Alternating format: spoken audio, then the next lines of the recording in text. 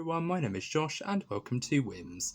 And today I have a review for you on the 1992 classic Bram Stokers Dracula, which stars Gary Oldman, Winona Ryder, Keanu Reeves and Anthony Hopkins. And this film is based on the 1887 novel of the same name, written by Bram Stoker. And the entirety of this novel, I want to talk about the background of the novel first before I go into the review of the film proper, because the novel is written by Bram Stoker, who during his lifetime he was a journalist until he actually got success with Dracula, in which case he's had a wide variety of jobs, including being a theatre manager and having to put on one of his productions of his book as well. So there's all sorts of other jobs that he had.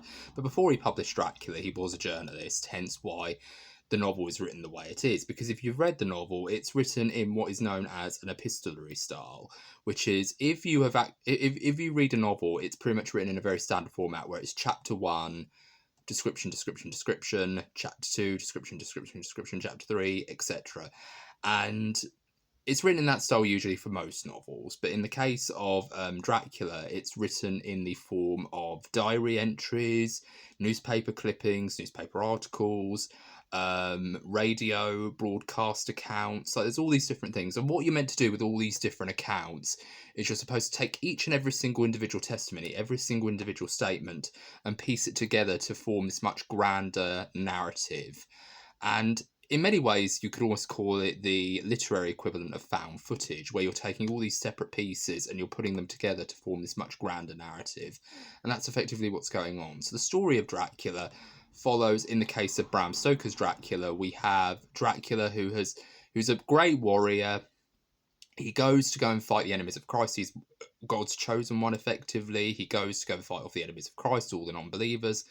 And he is in love with a woman called Isabella, played by Winona Ryder in this flashback scene. And when he goes off to war, she's very sad, she's very worried, she's very frightened for him because she doesn't want him to come back dead. So when one of his enemies shoots an arrow into the castle, giving false news of Dracula's death, Isabella gets depressed, tries to kill herself, succeeds, and she ends up dead, and Dracula comes back completely heartbroken that she has died. But when a priest, in a very careless and very tactless display of, bad timing, he decides to say, that lover of yours, that one that you loved so much, she's doomed to be in hell. No matter how hard you worked to be a champion of Christ and a champion of the church, your bride-to-be is destined to be dying in hell and suffering for eternity. And then Dracula, understandably, gets very pissed off, and he decides to attack the priest and lay desecration to his church, including stabbing a cross in the dead centre so that blood and all sorts of things start to emanate from it. And that entire sequence, if you were to write it into a script, many people would look at you and say, how the hell are we going to do this? But what's really wonderful about this film is they were able to do it. They were able to make this sequence, which is very disgusting, very kind of, bloody and really awful, into something that's actually really heartbreaking, because you really do see this church, this beautiful Gothic chapel, sort of become like this fountain of blood. It's almost like the elevator scene in The Shining, where all the blood just comes out, and it's really horrific. But it also shows how tragic Dracula's fall from grace is.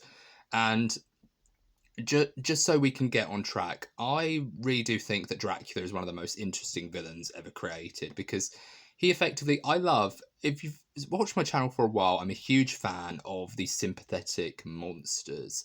And I'm a huge fan of the likes of Frankenstein and Dracula. In fact, I have multiple Dracula-related media, including 2 novels, a video game, and an entire collection of movies that I've seen. And of course, I have a poster of Frankenstein that's literally just behind me, actually. I'll show you in another video when I get the time.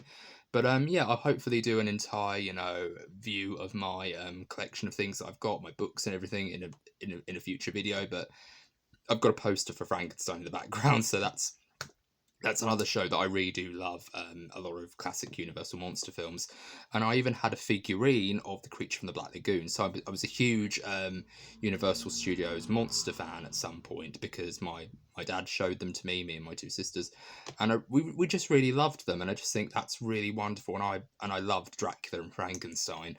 And in this film, they do something that's actually quite wonderful, which is they actually portray Dracula as a really tragic hero. And they really do kind of show that he did have the potential to be good, but because he lost something that really meant a lot to him, he ended up losing his soul, his very soul, for the sake of that other person.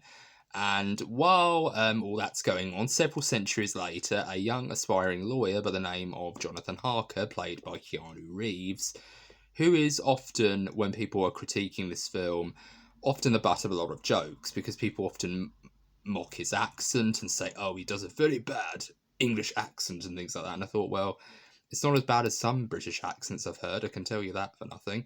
But what's very interesting is that this particular character is still okay, still is well written, but I feel like because he's playing basically second fiddle to a love story, it really is kind of very difficult to kind of forge your own good performance out of it, because it is really difficult. And of course, he even said during a behind the scenes interview that he was very tired after making, all the films that he's made. I think he did Bill and Ted or something. And he basically, was just so tired and so exhausted that he literally just was doing this for a paycheck. And it really does show. But I'm not going to criticise Keanu Reeves' performance, because it's very hard to do an accent that you're not familiar with. If you think Keanu Reeves' British accent is bad, you should hear me try to do an American accent. Let me just say that, because they will make a lot of Americans who probably watch my videos absolutely cringe if they were to hear them. I go through several accents in one voice. That's how bad my American accent is. So if you think Keanu Reeves' British accent's terrible, listen to my American accents. You'll be equally ashamed. But you'll be as equally ashamed. But what I think is very interesting is that this film is still beautiful to look at. Every single effect that they show in this film is absolutely done in camera. Lots of practical effects. No, CGI or anything like that. They do use CGI for the flame effects and various other things, but mostly the flames. But for the most part, every effect that you see in the film is done on set in camera. And it's brilliantly done. It really is well done. And I really do think that this is one of the most beautiful films ever made. I don't care what anyone says. Lots of people say, oh, this film's the most beautiful film ever made.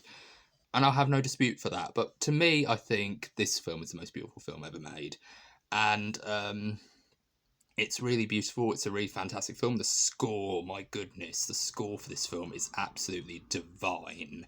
It literally is divine. Like, it really makes you kind of think, when there's a scene where Dracula walks into the chapel when he has seen the corpse of his one true love just dead on the steps. When you're seeing that scene, you see the cross and you see the altar and you see everything, all the holy relics, and you hear that choir, that very slow, very harmonious choir sort of slipping in. It's almost ethereal with the way it sort of is captured in that musical way. It's really beautiful, and it really brings a tear to the eye. Like, I literally try to hold back weeping because it's so beautifully done, and I really do feel like the music really complements the film, because I think if this was given a very heavy metal soundtrack or a very modern 1992 soundtrack, it wouldn't have sounded nearly as good. I think the orchestral and the choir stuff really does complement the film, and it really does give you a sense of time and place. But this film is just really gorgeous, and I really just think it's a fabulous film, but it's also a really great, intense thrill ride that really just never stops. Even when it does have moments where you get to breathe, it does feel like you're almost slipping into a fever dream. It's really well done, and it's a really great film. There's a lot of great performances. One thing I will say is Anthony Hopkins is very creepy in this. There are several scenes where he literally is giving massive creeper vibes. But I just love everything about this film. This film's absolutely spectacular, and I really just think it's an amazing example of what really is at the heart of this film, and what really makes Dracula such an interesting character is that he is a tragic hero. And I am a huge fan of a lot of monster films. I'm a huge fan of all these tragic heroes.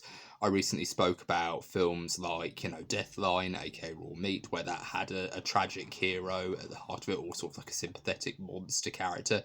And I'm a huge fan of that. I'm a huge fan of characters that have more to them than what meets the eye. And I just think that this film is worth watching if you are looking for a gothic love story to watch during Valentine's Day. I'd highly recommend this one in a heartbeat. But this one's absolutely wonderful. I love it. it always brings a tear to my eye whenever I watch it. Whenever I see the scene at the end, spoiler alert, by the way, for this film, but when he dies at the end, I genuinely do have a moment where I cry, because I genuinely do think it's such a beautiful end, and you really are with Mina in that scene. That you really are with her, and you're kind of thinking to yourself, oh, it's so sad. And a lot of people do joke, I mean, even Red Letter Media joked that you're kind of looking at Gary Oldman in that decaying bat makeup, and you're sort of like cringing when she goes to kiss him, but I'm actually very sad. Like, I'm just thinking to myself, oh, it's horrible. And then she pulls the sword out, and then she just cuts his head off. And it's horrible and it's sad, but then you do feel that sort of weight of, you've lost someone very important, and it really does feel like it adds so much more to the character. And what I really like about this film as well is I really do feel like Dracula is literally the ultimate gay icon, in the sense that he literally is. This film is literally the pure definition of gay coding, which is effectively when you take LGBTQ themes and ideas, but you're not necessarily exploring those ideas with LGBTQ characters. Like, say, for example, if you have a love story, you're not necessarily having a love story with a same-sex couple, you're basically having a heterosexual couple, but you're exploring LGBTQ themes, like the theme of longing, the theme of loneliness, and all sorts of other things. Like, another example of a really good example of gay coding in cinema is the film Brief Encounters, where you've got these two couples, these two strangers who meet in a train station, and they go out and they talk, and they have a nice, drink in a cafe, they have a nice chat, and they have a nice chatter and a talk.